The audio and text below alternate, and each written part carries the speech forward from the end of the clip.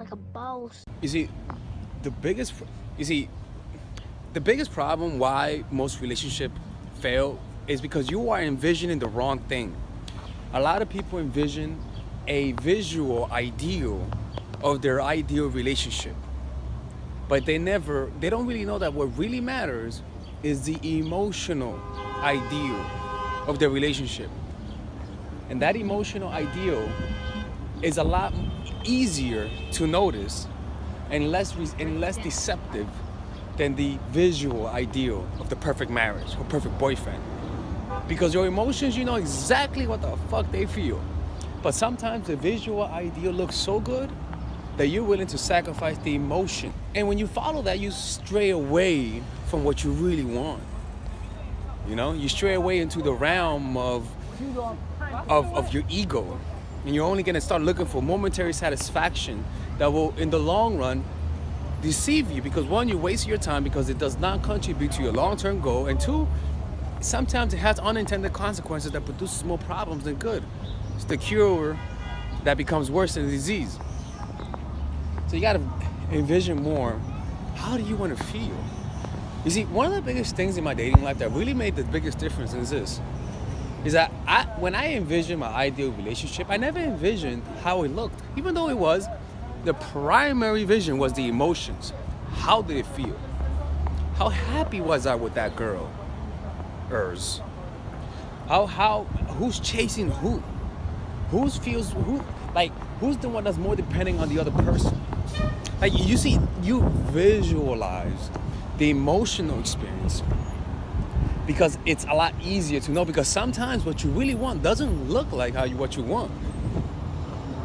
But you can't deny how you feel about some things. But if you are not looking for that feeling, you might have a choice between this person and that person. You might make the wrong choice because you're focusing on the wrong things. You're focusing on how things look. People, don't make that mistake. Do not make that. That will lead you to consequences that will take years to recover from. Have a vision of how you want your relationships to be. Don't just envision yourself doing something, having the job that you want. Envision how happy are you in that job. Make a vision of being happy and being financially happy in a job. Make it a specific, because when you envision yourself working at a job that you were happy in, I don't care what the fuck it is, man. You're gonna find it. But if you envision a specific job, you don't know how you're gonna react. You know how people say you don't know how you're gonna react to some things? You don't know how you're gonna react to pressure? You really don't know yourself unless you get it. And so rather than brawlers, people, I'm telling you, rather than limiting the palette of what you could potentially get, open the possibility to infinite things. And that means the emotional experience. You see, when I began drawing, my goal was to find something that I could completely engross my mind in, where I could completely get lost. And drawing was the one thing for me.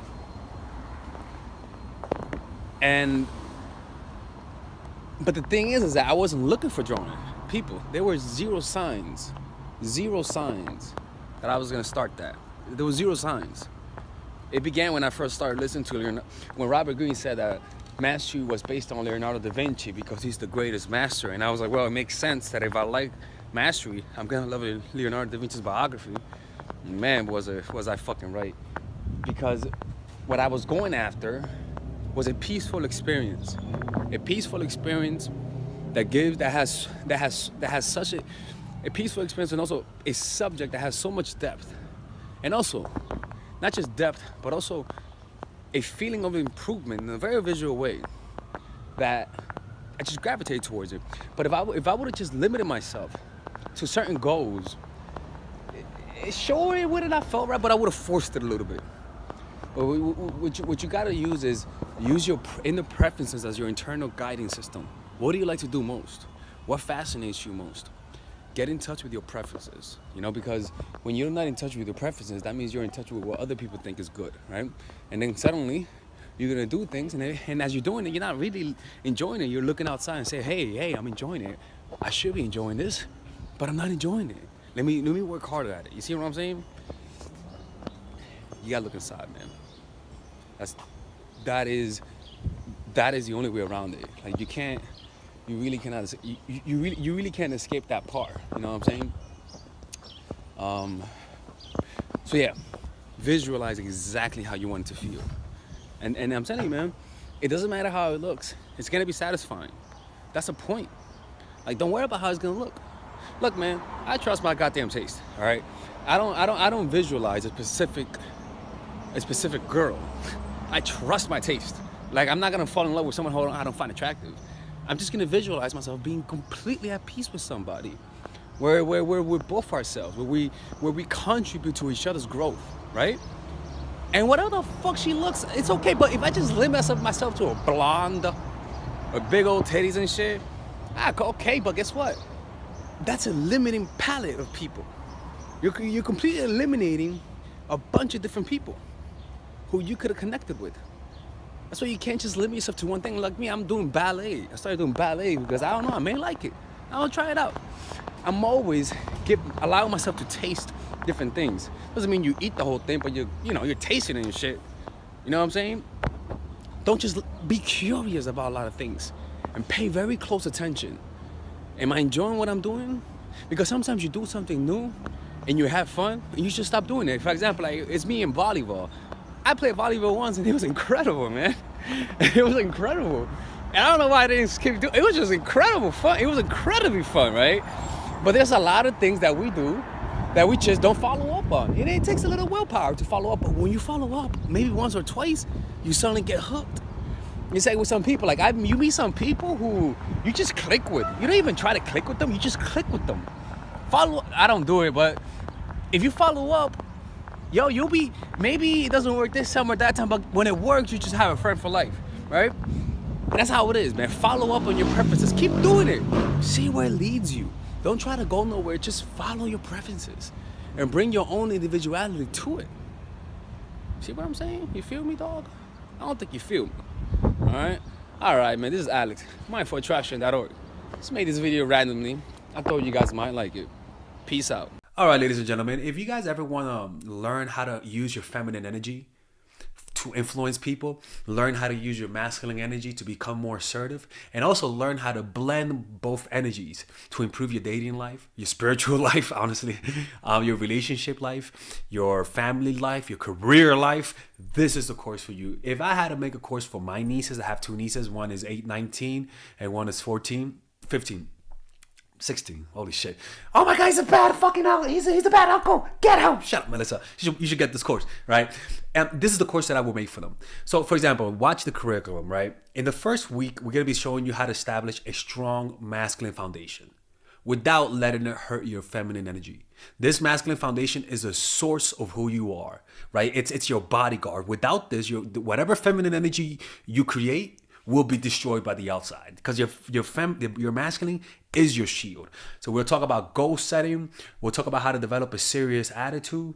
We're going to be talking about how to use more logic, how to use more goal-oriented behavior. It's more how to be a man. Now the next one is how to embrace the feminine energy, right? This one will teach you about how to minimize excessive masculine traits, developing self-awareness, healing abundant feminine energy, regulating your emotion, mastering voice qualities and facial expressions, surrendering control, and allowing pain to be felt. This is honestly, this will supercharge, like Kaioken, your masculine energy. After that, we have femininity in the workplace and how to be feminine in the workplace without letting people take advantage of you, and the nuances of how women of power should behave versus women who are subordinates in the workplace, and even the dress code. This is based on psychology, people. It's kind of insane. I'm actually excited about this one.